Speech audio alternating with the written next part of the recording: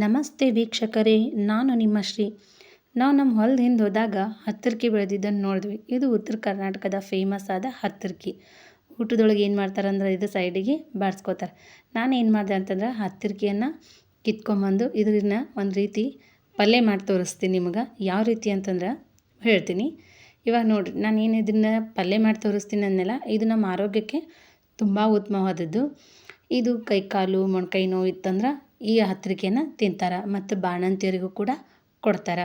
ಕಹಿನೂ ಇರ್ತದೆ, ಆದ್ರೆ ರುಚಿ ತುಂಬ ಚೆನ್ನಾಗಿರ್ತದೆ. ನೋಡಿರಿ, ಹತ್ತಿರಕಿ ಏನು ಮಾಡಬೇಕಂತಂದ್ರೆ ನಾವು ಸ್ವಚ್ಛವಾಗಿ ತೊಳೆದಿಟ್ಕೋಬೇಕು.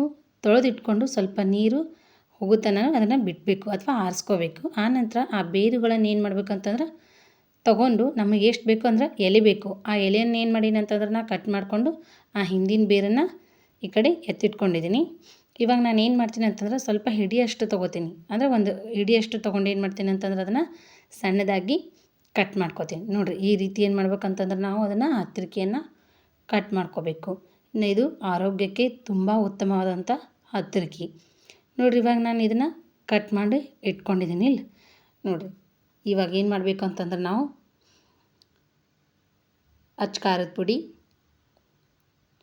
ಮತ್ತು ಎಣ್ಣೆ, 2 ಟೊಮೊಟೊವನ್ನು ಕಟ್ ಮಾಡಿ ಇಟ್ಕೊಂಡಿದ್ದೀನಿ. ನಂತರ 2 ಈರುಳ್ಳಿಯನ್ನು ಸಣ್ಣದಾಗಿ ಕಟ್ ಮಾಡಿಟ್ಕೊಂಡಿದ್ದೀನಿ. ರುಚಿಗೆ ತಕ್ಕಷ್ಟು ಉಪ್ಪು ತೊಗೊಂಡಿದ್ದೀನಿ. ಇವಾಗ ನಾನು ಇದನ್ನು ಕಟ್ ಮಾಡ್ಕೊಂಡಿದ್ದೀನಲ್ಲ ಹತ್ತಿರಕಿಯನ್ನು ನಾನು ಏನು ಮಾಡ್ತೀನಿ ಅಂತಂದ್ರೆ ಒಂದು ಕಡಾಯಿ ತೊಗೊಳತ್ತೀನಿ. ಆ ಕಡಾಯಿನ ಏನು ಮಾಡ್ತೀನಿ ಅಂತಂದರೆ ಈಗ ಕಟ್ ಮಾಡಿರ್ತಕ್ಕಂಥ ಹತ್ತಿರಕಿಯನ್ನು ಹಾಕ್ಕೊಂಡಿದ್ದೀನಿ. ನೋಡಿರಿ,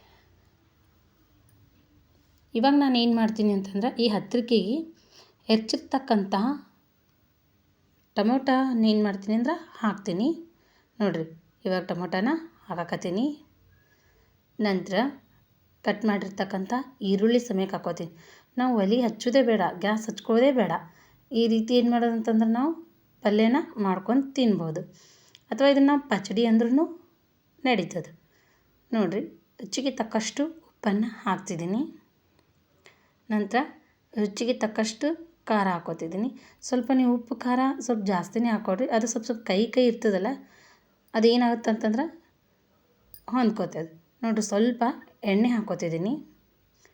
ಇವಾಗ ಈ ಎಲ್ಲ ಮಿಶ್ರಣ ಹಾಕ್ಕೊಂಡಿದ್ದೀನಲ್ಲ, ಈಗ ನಾನು ಒಂದು ಚಮಚ ತೊಗೊಂಡು ಏನು ಮಾಡ್ತೀನಿ ಅಂದರೆ ಚೆನ್ನಾಗಿ ಮಿಕ್ಸ್ ಮಾಡ್ಕೋತೀನಿ. ಈ ರೀತಿ ಅದನ್ನು ಚೆನ್ನಾಗಿ ಮಿಕ್ಸ್ ಮಾಡ್ಬೇಕು. ಅಂದರೆ ಎಲ್ಲ ಕಡೆ ಏನಾಗ್ಬೇಕಂತಂದ್ರೆ ಅದು ಹತ್ತಿರಕಿಗೆ ಖಾರ, ಉಪ್ಪು, ಆ ಟೊಮೊಟೊ ರಸ, ಈರುಳ್ಳಿ ಏನು ಮಾಡ್ಬೇಕಂತಂದ್ರೆ ಬೆರೆತ್ಕೋಬೇಕು.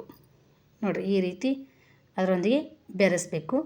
ನಾನು ಖಾರ ಇನ್ನೊಂದು ಸ್ವಲ್ಪ ಏನು ಮಾಡೀನಿ ಅಂತಂದ್ರೆ ಹೆಚ್ಚಿಗೆ ತೊಗೊಂಡೇನೆ, ಅಂದರೆ ಟೇಸ್ಟ್ ಅನಿಸುತ್ತೆ. ನೋಡಿರಿ, ಸೇಮ್ ನಾವೇನು ಮಾಡತ್ತೀವಿ ಅಂತಂದ್ರೆ ಪಲ್ಯನೇ ಮಾಡತ್ತಾರೇನು ಅನ್ಬೇಕು.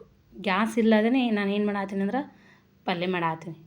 ನೋಡಿರಿ, ಈ ರೀತಿ ಏನು ಮಾಡತ್ತೀನಿ, ಕಲಿಸ್ಕೊಳತ್ತೀನಿ. ರೊಟ್ಟಿ ಒಳಗೆ ಅಥವಾ ಅನ್ನದೊಳಗೆ ಅಥವಾ ಚಪಾತಿ, ಸಜ್ಜಿ ರೊಟ್ಟಿ ಇದರೊಂದಿಗೆ ನಾವೇನು ಮಾಡ್ಬೇಕಂತಂದ್ರೆ ಈ ಪಲ್ಯನ ಹಚ್ಕೊಂಡು ತಿನ್ಬೇಕು. ನೋಡಿರಿ, ಇವಾಗ ಏನಾಗಿದೆ ಅಂತಂದ್ರೆ ಹತ್ತಿರಕಿ ಪಲ್ಯ ರೆಡಿಯಾಗಿದೆ.